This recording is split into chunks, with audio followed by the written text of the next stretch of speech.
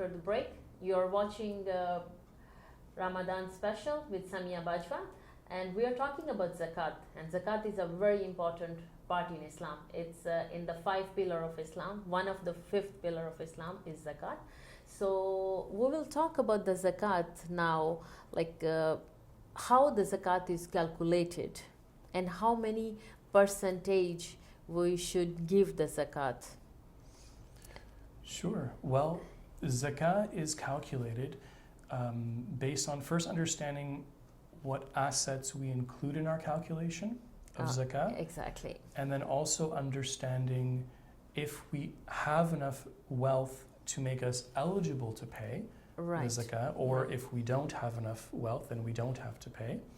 And also understanding who has to pay and who does not have to pay. So that's beautiful. Yes, there's quite a bit to cover there, but we'll keep it very simple. Okay.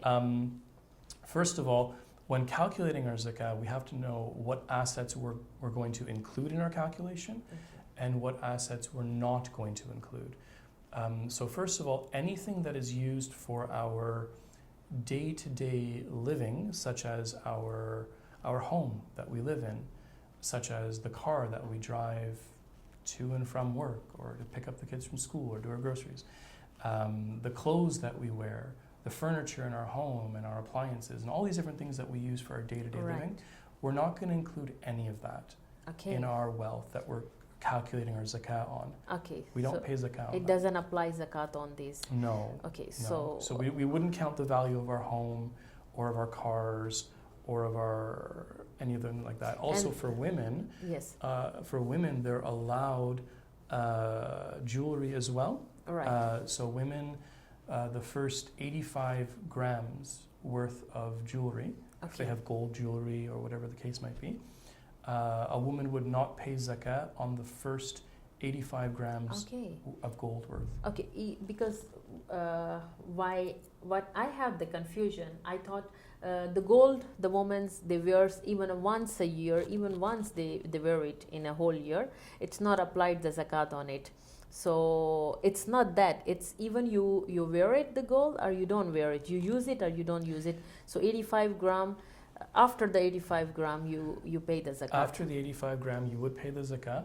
And it doesn't actually matter if the woman wears it or not during the course of the year or whenever. What does matter is how she designates it.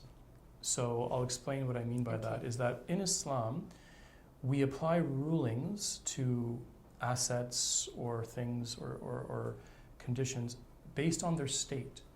So if something is, for example, I explained that if the state of the asset is for our own personal use, like our home or our cars or furniture, then we're not going to pay zakat on it because we've designated that asset for our own personal use or utility.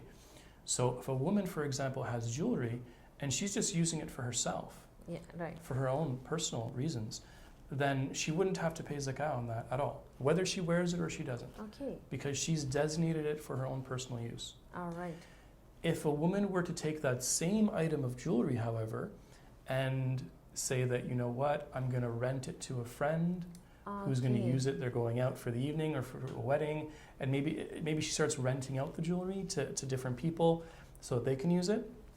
Now it has a commercial application. The jewelry, the state of the jewelry has changed, and so the ruling has changed on it. Now, because it's an income-producing asset, that jewelry for that woman, it's no longer just her personal use. Now she would consider that in her zakat calculation. Because it has a commercial purpose to it. So after 85 grams, the zakat is applied. Yes. After the 85 grams. Correct. On the first 85 grams of gold or jewelry, there is no zakat. On the 86th and above, there would be zakat for women. And what about the money? Because as you said, the house you live. And what about the house you have and you rented your property? Very good question. And the money you are invested somewhere, or the money you have in the bank called saving. So how the zakat applies on all these things? It's an excellent question. So anytime that an asset grows or has the potential for growth, Okay. then zakah is due on that asset. So the money in our savings account or our checkings account, this would be considered an asset that can grow. Mm-hmm. And so we would pay zakah on that. If we have investments that we own, they're in our name, and that can be liquidated, meaning that we can access the funds if we wanted to. Okay. There are certain investments that are illiquid. For example, a locked-in retirement plan, Okay. where we can't touch the money until we reach a certain age, Right. retirement age. Right. On those funds there, because we couldn't access them, Okay. we would not consider them for zakah. Okay. But if we did have other investments, like in a registered account, like an RRSP, or in our children's RESP, or a tax-free savings account, or different other accounts, investment accounts, or maybe just invested with someone in the business. In business like that, and it can be liquidated, then yes, we would have to count that towards our zakah calculation. And what about if you have the property and you rented the property and you get the certain amount yearly or monthly, you have to pay the zakat on it? That's an excellent question. Back in the time of the Prophet Muhammad, there were no rental, sallallahu alaihi wasallam. There were no rental properties. So it was actually a very famous scholar, Ibn Aqil, who derived the ruling on rental properties. Okay. And he derived it actually from women's jewelry.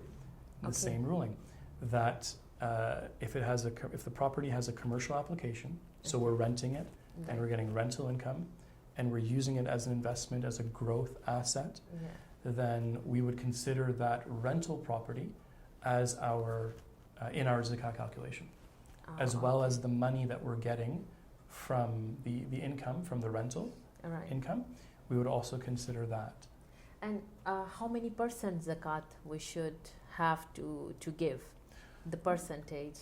So the percentage is derived from, there's a saying of the Prophet ﷺ, peace be upon him, that says to the effect that on gold and silver, a quarter of a tenth, so which means 2.5%. Okay. So that's 2.5% on anything monetary. Okay. So that means that on our investment, on the funds in our savings or checking account, the real estate assets, any other debt that we have to be collected, that we expect to receive, all of these we would consider, and then we would calculate the sum total, and we would times that by 2.5%, and we would pay the 2.5%. On other assets, which we won't really go into here, it's more agricultural. It's actually 10%. Oh, really? On agricultural, yes. Okay, in agriculture, because now I'm curious. I never know about that. So in agriculture, it's 10%. Correct. And that 10% is like whatever the profit you get from the agriculture, or it is a much more complicated calculation. In a nutshell, it's more on, there's a calculation based on livestock, based on farming lands, based on crops that are bearing yield, so fruits and things like this. Yeah, that's the confusion. It's on the land or it's on the crop? So it's actually on both, because the land is considered a tool that's used for the craft. So in business, for example, those who own shops, like you mentioned, our sponsor Abdurrahman, who's in Côte d'Ivoire, and he has a cell phone shop, I believe. Yes, cell phone, and they give the best deals for the family. Right. So we're going to use Abdurrahman's shop as our example for business owners and how they would calculate their zakat. Right. So in his shop, Abdurrahman will have he'll have inventory, which will be the various cell phones that he's selling and the accessories to the cell phones that he's selling. Right. Everything that Abdurrahman designates for sale, he would include that in his calculation. So all of his business inventory, he would include that in his calculation. The tools that he's using, however, for the sale. So he might have a computer that he's using for administrative purposes. He might have a desk and a chair and a sign outside. for advertising purposes. He's going to have shelves and lighting and all different types of employee, all these things, employees, right. That's right. These things he's not going to include in his zakat calculation because they're tools that he needs for his craft, for his cell phone shop. Right. The inventory, those things that he designates for sale, as well as his business revenue, which includes his sales and his accounts receivable, the money that he still expects to receive. Right.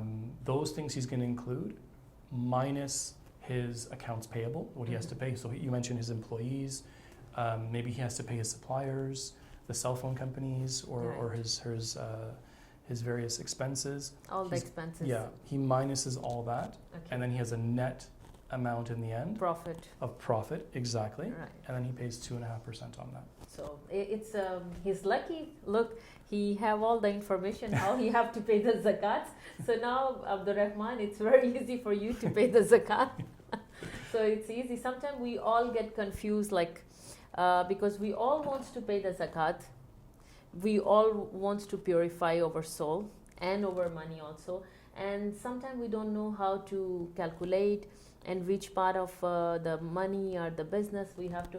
So that's the reason that we did this program. So to introduce the people what is zakat and how apply the zakat on us and how many percent and which like assets or the business or the jobs, how much money we should have to give for the zakat. So today because of the shortage of the time, we will finish the program, but inshallah in next program we will discuss more about the zakat, and we will discuss the needy or the people who really deserve the zakat. So thank you so much. Thank you for having me. Once again, you're most welcome. Thank you so much for watching the program Ramadan special. This is Samia Bajwa. So we will bring a next program next day with Sadiq Muhammad. See you next time.